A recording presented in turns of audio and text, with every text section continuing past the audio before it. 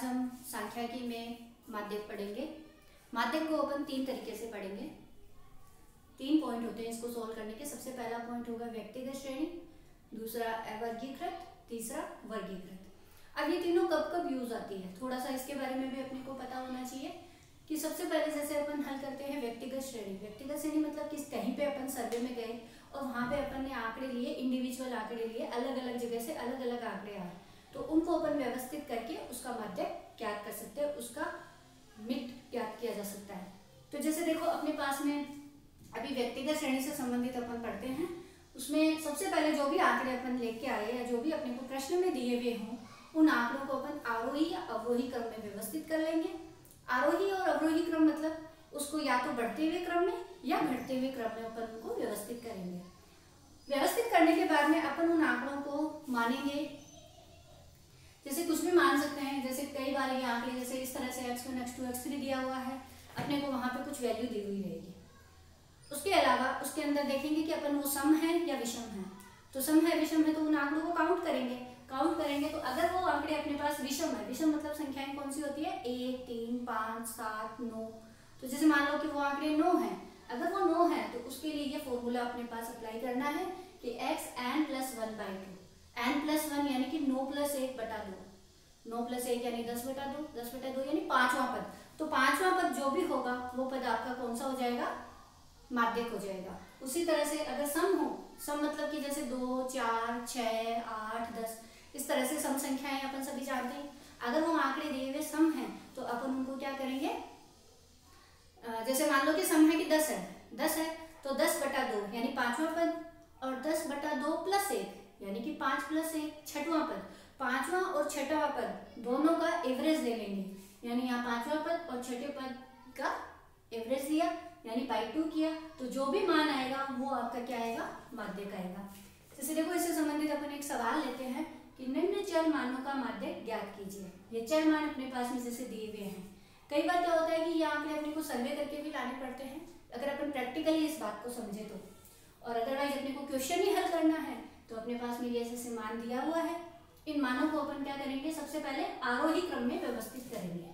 दिए गए आंकड़ों को आरोही क्रम में व्यवस्थित करने पर, आरोही क्रम मतलब जैसे मान लो कि मैंने सबसे कम कौन है, 20 है तो 20 लिख दिया, फिर 22, फिर 23, 25, 26, 28, 31, फिर 32, 34 और 35।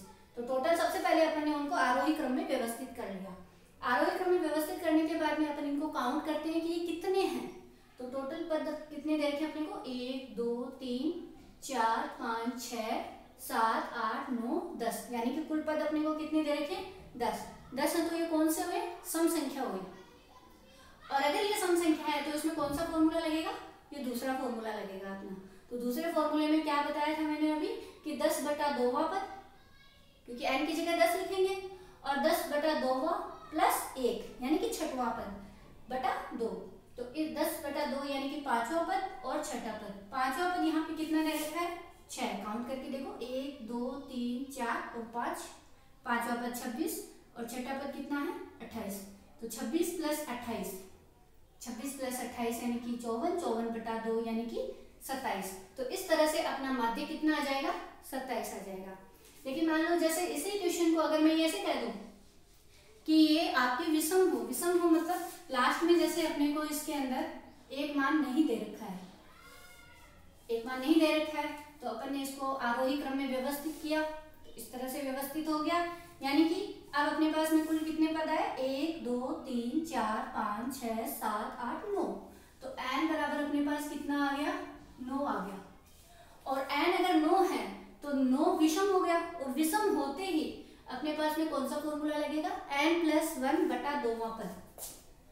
तो 9+1/2वां पद, और 9+1 यानी 10/2वां पद, और 10/2वां पद यानी कि 5वां पद। तो अब आप इसमें देखो 5वां पद कौन सा है, 1, 2, 3, 4, 5। तो 5वां पद कितना आया अपने पास में, 26। तो उस समय अपने पास में 26 क्या आ जाएगा, माध्यक आ जाएगा।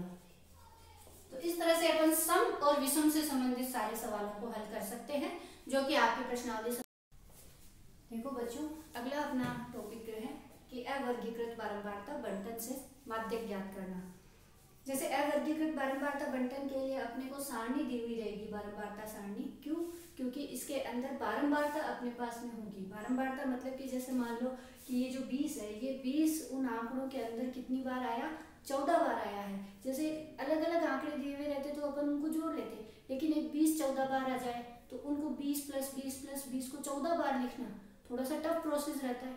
इसलिए अपन उसके अंदर क्या करते हैं, इस तरह से एक नई टेबल बना लेते हैं उन आंकड़ों की। होती वही व्यक्तिगत श्रेणी से जो अपन उसको हल करते हैं, बस व्यक्तिगत श्रेणी में कुछ लिमिटेड अपन अमाउंट को ही हल कर सकते हैं, इसमें अपन ज़्यादा भी हल कर सकते हैं। जैसे मान लो कि ये 25 28 बार है, तो इस 25 को अगर अपन 28 बार लिखें, 25 + 25 + बहुत ज़्यादा प्रोसेस में हो जाता है, इसलिए अपन इसमें क्या करते हैं, इसकी फ्रीक्वेंसी को इस तरह टेबल में डिनोट कर देते हैं। तो इस तरह से पहले अपने को ये जो दी हुई टेबल है उसको अपन इस तरह से बना लेंगे। यहाँ पे आंकड़े अपने को दे रखे हैं, ये अपने को इनकी बारंबारताएं दे रखी है, यानी कि 20 14 बार आ रहा है, 25 28 बार आ रहा है, इस तरह से। और उसके बाद में अपन यहाँ पे बनाते हैं इसकी संचयी बारंबारता। संचयी बारंबारता में क्या होगा कि जैसे ये 14 है, इसको एक बार अपन 14 लिख देंगे, फिर 14 में ये 28 जोड़ेंगे तो अपने पास में कितना आ जाएगा? 42। फिर उसके बाद में अपन 42 में ये 33 जोड़ेंगे तो कितना आ जाएगा? 75। 75 में 30 जोड़ेंगे तो 105। 105 में 20 जोड़ा 125। 125 में 15 जोड़ा 140। 140 + 13 153। 153 + 7 यानी कि 160। और ये जो 160 है अपने पास में, ये 160 इन सभी बारंबारताओं का जोड़ ही है। इसका मतलब इसमें n का मान कितना है? n का मान है इसमें 160, यानी कि कुल बारंबारता ही कर दो या लास्ट में जो संचयी बारंबारता का जो ये मान आता है वो 160 के बराबर ही होगा।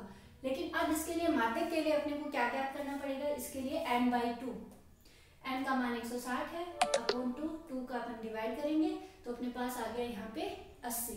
अब इसके लिए देखो, ये संचयी बारंबारता अपन ने ज्ञात करी, तो इस संचयी बारंबारता में 80 से ठीक अधिक, 80 से ठीक अधिक क्या है? 105 है। तो इस 105 की संचयी बारंबारता क्या होगी इसके संगत? इसके संगत होगी ये 35। तो इसलिए इसकी जो बारंबारता आएगी वो अपने पास में कितनी आ जाएगी? 35 आ जाएगी। तो इस तरह से इसका माध्यक क्या आ जाएगा अपने पास में? 35 आ जाएगा। इस तरह से अपन अवर्गीकृत बारंबारता बंटन से संबंधित सारे सवालों को हल करेंगे, जो कि आपकी प्रश्नावली 17.5 में है।